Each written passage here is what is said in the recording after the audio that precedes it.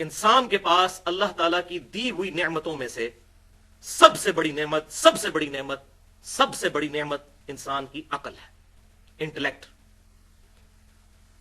اور میں نے پہلے بھی کئی دفعہ بتایا کہ اب جدید میڈیکل سائنس اس بات کی تصدیق کر چکی ہے کہ دماغ بھی سوچتا ہے اور دل بھی سوچتا ہے، لہذا دونوں چیزوں کو آپ ملا کر عقل کہہ لیں. حتیٰ کہ سب سے بڑا حق یعنی اللہ اور اس کے رسولوں پر ایمان لانا عز و جل و علیہم الصلاۃ والسلام، یہ بھی اسی عقل کی بدولت ممکن ہے. اسی لیے اللہ تعالیٰ نے تورات اور انجیل کے اندر یعنی اولڈ ٹیسٹمنٹ اور نیو ٹیسٹمنٹ میں بھی اور اس فائنل ٹیسٹمنٹ یعنی قرآن حکیم کے اندر بھی وہی 10 کمانڈمنٹس ارشاد فرمائی ہیں جو تورات اور انجیل کے اندر موجود تھیں. اور قرآنک ورژن ان کا سورہ بنی اسرائیل کی آیت نمبر 22 سے لے کر 39 تک ہے، 17 آیات میں. اور اس میں جو 9th کمانڈ آئی ہے سورہ بنی اسرائیل آیت نمبر 36، بسم اللہ الرحمن الرحیم وَلَا تَقْفُ مَا لَيْسَ لَكَ بِهِ عِلْمٌ إِنَّ السَّمْعَ وَالْبَصَرَ وَالْفُؤَادَ كُلُّ أُولَٰئِكَ كَانَ عَنْهُ مسئولا. اے انسان کسی چیز کی پیروی اس وقت تک مت کر جب تک کہ تجھے اس چیز کے بارے میں ڈیفینیٹ علم حاصل نہ ہو جائے. بے شک کان، آنکھیں اور عقل، اپروپریٹ ٹرانسلیشن فواد کی ہے عقل. فعید کہتے ہیں عربی میں بھجیا کو، فائدے والی چیز کو، ایکسٹریکٹ کی گئی چیز. ان 3 اعضاء کے بارے میں تجھ سے پوچھا جائے گا کہ تو نے ان 3 اعضاء کو استعمال کر کے حق بات حاصل کرنے کی کوشش کیوں نہیں کی. اسی طریقے سے سورہ الزمر کی آیت نمبر 9 کے اندر اللہ تعالیٰ نے ارشاد فرمایا بسم اللہ الرحمن الرحیم قل هل يستوي الذين يعلمون والذين لا يعلمون انما يتذكر اولو الالباب.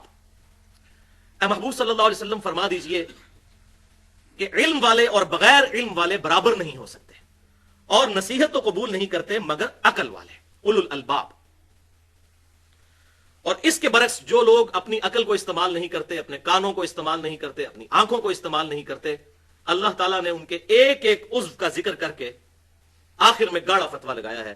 جو لوگ کان استعمال نہیں کرتے، آنکھیں استعمال نہیں کرتے، عقل استعمال نہیں کرتے، سورۃ الاعراف کی آیت نمبر 179 میں اللہ تعالیٰ نے ان پر گاڑا فتویٰ لگایا اولئک کالانعام بل ہم اضل. یہ لوگ تو جانوروں کی مانند ہیں مگر بلکہ اس سے بھی بڑھ کر، اولئک کالانعام بل ہم اضل، یہ لوگ جانوروں کی مانند ہیں بلکہ اس سے بھی بڑھ کر. والعیاذ باللہ. تو بھائیو، قرآن حکیم نے توہمات کو ریجیکٹ کر کے ڈیفینیٹ علم کے اوپر عقائد اور نظریات رکھنے کی ترغیب دلائی. حتیٰ کہ اس کا کلائمیکس ہے سورۃ الملک کی آیت نمبر 10 وَقَالُوا لَوْ كُنَّا نَسْمَعُ وَنَعْقِلُ مَا كُنَّا فِي أَصْحَابِ السَّعِيرِ. دوزخی جب دوزخ میں پہنچیں گے تو کہیں گے کاش ہم نے دنیا میں عقل استعمال کی ہوتی اور کانوں سے بات غور سے سن لی ہوتی تو آج ہم دوزخ میں نہ ہوتے. اور اس پر اللہ تعالیٰ کا ڈیوائن اوپینین آئے گا فَاعْتَرَفُوا بِذَنبِهِمْ فَسُحْقًا لِأَصْحَابِ السَّعِيرِ. انہوں نے اپنے اصلی جرم کا اعتراف کر لیا، پس پھٹکار ہو ان اصحاب السعیر کے اوپر، دوزخ والوں کے اوپر. اب جرم ماننے کا فائدہ کوئی نہیں. اور بھائیو، رسولوں کا مقدمہ ہی اسی بات پر قائم ہے کہ انسان نے اپنی عقل کو، اپنے کانوں کو، اپنی آنکھوں کو استعمال کر کے خود گمراہی سے بچ کر حق کا راستہ اختیار کرنا ہے. سورہ الدہر میں اللہ تعالیٰ نے ارشاد فرمایا اِنَّا هَدَيْنَاهُ السَّبِيلَ إِمَّا شَاكِرًا وَإِمَّا كَفُورًا. ہم نے تو ہدایت کا راستہ واضح کر دیا ہے، چاہو تو اسے اختیار کر لو، چاہو تو انکار کر دو. یہ من چلے کا سودا ہے، لیکن انجام پھر مختلف ہوگا. انکار کرنے والوں کا انجام پھر اللہ کا غضب، اور ماننے والوں کا انجام جو ہے وہ اللہ تعالیٰ کی رحمت کا مقام جنت. تو اللہ تعالیٰ نے انسان کو یہ جو آزاد دیے ان کی وجہ سے اکاؤنٹیبل ٹھہرا لیا ہے کہ انسان نے خود ہدایت کا راستہ اختیار کرنا ہے، نہ کہ ڈیسٹنی کا بہانہ بنانا ہے کہ میری تقدیر میں یہ لکھا تھا، میری قسمت میں یہ لکھا تھا. اگر اس طرح کی یہ تمام معاملات جو اللہ تعالیٰ نے حکمیہ ہمیں ارشاد فرمائے ہیں انہیں تقدیر پر چھوڑ دیا جائے پھر تو رسولوں کا مقدمہ ہی ختم ہو جائے گا. رسولوں کا دنیا میں آنے کا مقصد ہی یہی ہے کہ ہمیں اس بات پہ جھنجھوڑیں کہ ہم اپنی عقل کو، اپنی آنکھوں کو، کانوں کو استعمال کریں. ادروائز اگر اللہ تعالیٰ نے زبردستی کسی کی ڈیسٹنی میں دوزخ یا جنت لکھی ہوئی ہے پھر تو رسولوں کی ضرورت ہی کوئی نہیں، کتابوں کی بھی ضرورت کوئی نہیں ہے. تو ان کتابوں کا مقدمہ اور رسولوں کا مقدمہ اسی بات پر قائم ہے کہ ہم نے اپنا انٹلیکٹ استعمال کرنا ہے. علمی پوائنٹ نمبر 2 بھائیو، قرآن حکیم صرف 2 علوم کو مانتا ہے. ایک ریویلڈ نالج جو وحی کا علم ہے، اور دوسرا ایکوائرڈ نالج، سائنس کا علم، ڈیفینیٹ سائنس کا علم. جو مشاہدات اور تجربات کے بعد اسٹیبلش ہو جائے. ہائپوتھیسز یا تھیوریز کی بات نہیں. اور سائنس کی ہم ڈیفینیشن کیا کرتے ہیں؟ The knowledge obtained through observations and experiments is known as science. مشاہدات اور تجربات کے ذریعے حاصل کیا گیا علم سائنس کہلاتا ہے. تو قرآن صرف دو علوم کو مانتا ہے: ریویلڈ نالج وحی کا علم یا ایکوائرڈ نالج سائنس کا علم. تیسرے کسی علم کو قرآن نہیں مانتا. اس میں نے تقریباً 35 منٹ کی گفتگو کی ہے. مسئلہ نمبر 39 کے نام سے اہل سنت پاک.com پر علم وحی اور علم سائنس کی اہمیت اور ان کا دائرہ کار. آج محل نہیں کہ میں اس کی ڈیٹیل میں جاؤں. بس مختصراً یہ بات عرض کر دوں کہ بھائیو، ہم نے مشاہدات اور تجربات کے ذریعے یہ بات ڈیفینیٹلی علم کے ساتھ حاصل کی ہے کہ پیٹرول جو ہے یہ آگ کو بھڑکا دیتا ہے.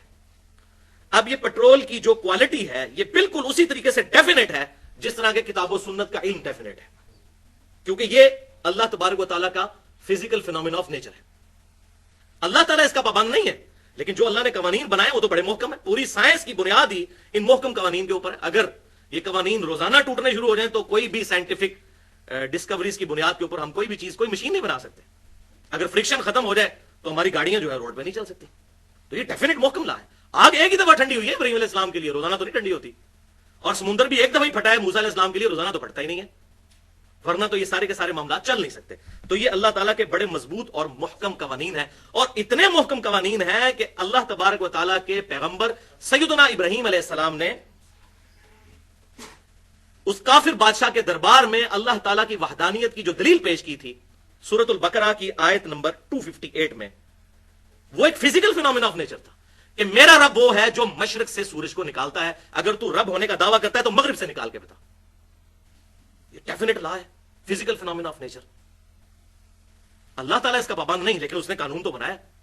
تو اس پر وہ کافر خاموش ہو گیا. میرا رب وہ ہے جو مشرق سے سورج نکالتا ہے. یہ ود رسپیکٹ ٹو زمین ہے. بعض کفار اس کے اوپر بھی اعتراض کرتے ہیں کہ سورج تو نکلتا ہی کوئی نہیں ہے. تو ود رسپیکٹ ٹو زمین، تو بھائیو یہی کفار جب اپنی اخبار کے اوپر روزانہ ٹائمنگ دیتے ہیں تو کیا دیتے ہیں؟ سن رائز اور سن سیٹ. تو اس وقت اگر ہم ان کا مذاق اڑانا شروع کرتے ہیں کہ بھائی سن تو رائز کرتا ہی نہیں نہ سیٹ ہوتا ہے، تو کہیں گے نہیں نہیں یہ تو زمین کے ریفرنس ہے. تو بھائی یہ بھی زمین کے ریفرنس سے بات ہو رہی ہے، ریلیٹو ٹو زمین. ورنہ سورج تو غروب ہوتا ہی نہیں ہے. وہ تو زمین کی جو گردش ہے اس کی وجہ سے سارے معاملات چلتے ہیں. وہ مسئلہ نمبر 60 جو ہے ہو از اللہ، انہیں میں نے ڈیٹیل سے بتایا اس لیکچر کے اندر. بہرحال جو ایسی بات ہو جس پہ دونوں علوم متفق ہو جائیں، ریویلڈ نالج بھی اور ایکوائرڈ نالج بھی، تو وہ نور علی نور ہے. اس کے برعکس جو شے ریویلڈ نالج سے بھی ثابت نہ ہو اور ایکوائرڈ نالج سے بھی ثابت نہ ہو تو قرآن اس کو حق نہیں مانتا، اسلام اس کو حق نہیں مانتا. مثال کے طور پر ہمارے پڑوسی ملک کے اندر تقریباً 90 کروڑ ہندوؤں کا یہ عقیدہ ہے کہ زلزلہ اس لیے آتا ہے کہ ایک گائے ہے، اس نے ایک سینگ کے اوپر زمین کو اٹھا رکھا ہے، جب وہ تھک جاتی ہے تو دوسرے سینگ پہ اٹھاتی ہے، تو بس اسی کے ہلنے کی وجہ سے زلزلہ آتا ہے. اب اس کی دلیل نہ تو ریویلڈ نالج میں موجود ہے اور نہ ایکوائرڈ نالج میں. ہاں ہمیں ایکوائرڈ نالج میں جیولوجی کی فیلڈ کے لوگ جیولوجسٹ بتاتے ہیں کہ ٹیکٹونک پلیٹس کے ڈسٹربنس کی وجہ سے زلزلے آتے ہیں. اچھا اب ان پلیٹس کو ڈسٹرب کون کرتا ہے؟ اس کا جواب پھر سائنس نہیں دے گی، اس کا جواب ریویلڈ نالج سے ہوگا. یہ ساری کی ساری چیزیں ایک supreme being, super natural agency یا سپریم اتھارٹی نے کنٹرول کی ہوئی ہے ٹائم از ڈیٹیل تک. وہ تو بس فزیکل فینومینا آف نیچر کو صرف ڈسکور کرتے ہیں کہ ایسا ہوتا ہے اس وجہ سے. اچھا جی مد و جزر آتا ہے سمندر میں کشش ثقل کی وجہ سے، گریویٹیشنل فورس آف مون کی وجہ سے سمندر میں موجیں اڑتی ہیں. اچھا تو یہ فورس کہاں سے آئی، کیوں موجود ہے مادے کے اندر؟ اس کے اوپر پھر سائنس خاموش ہے. وہ کہتے ہیں یہ فزیکل فینومینا آف نیچر ہے، بس دیٹس آل، اس سے آگے نہیں. اسی طریقے سے یہ عقیدہ رکھنا کہ کالی بلی رستہ کاٹ جائے گی تو یہ نحوست کی نشانی ہے، تو اس کو نہ ریویلڈ نالج سپورٹ کرتا ہے نہ ایکوائرڈ نالج سپورٹ کرتا ہے. یہ ایکسیپٹیبل بات نہیں ہوگی. اسی طریقے سے گھر کی منڈیر پر کوے کا بولنا مہمانوں کی آنے کی پیشن گوئی ہے، اس کو نہ ریویلڈ نالج سپورٹ کرتا ہے نہ ہی ایکوائرڈ نالج. تو حقیقت بات یہ ہے کہ بھائیوں پھر اس طرح کی چیزیں جب کسی ریلیجن میں داخل ہو جائیں دین کے نام کے اوپر، تو پھر یہ چیزیں لوگوں کو دین سے ہی متنفر کروائیں گی. وہ کہیں گے یہ کیا اللاجیکل باتیں کرتے ہیں.